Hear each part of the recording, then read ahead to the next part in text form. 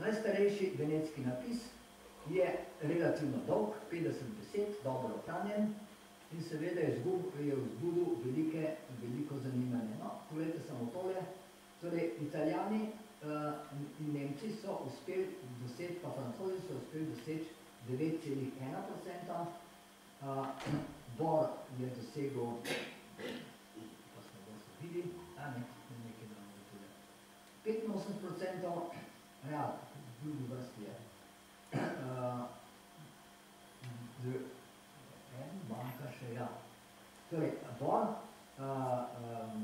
Tomecoli, pa Ambrožič in pa Budopivec. Jaz sem zbral, pri meni je to boljše, zato ker sem imel predloge in sem seveda zbral tisto, kar je bilo najboljše iz ostalih.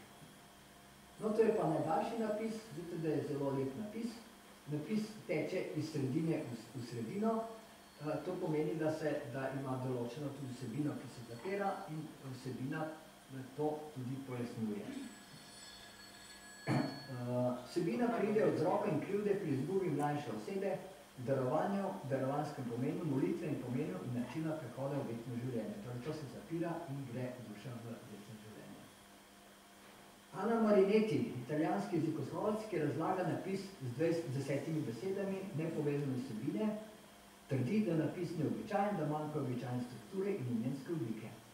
Če bi Marinettijeva naredila ustrezno analizo, bi lahko ugotovila, med se naredil seveda, da od 31 imen v besednjaku Pelegrinja in Prozdočjevja, to se pravi v njihovem besednjaku, v najdaljšem venetskem napisu podobne besede ne ustrezajo predvidenim imenom.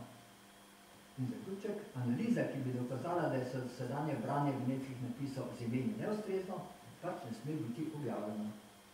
Verjetno je naredila.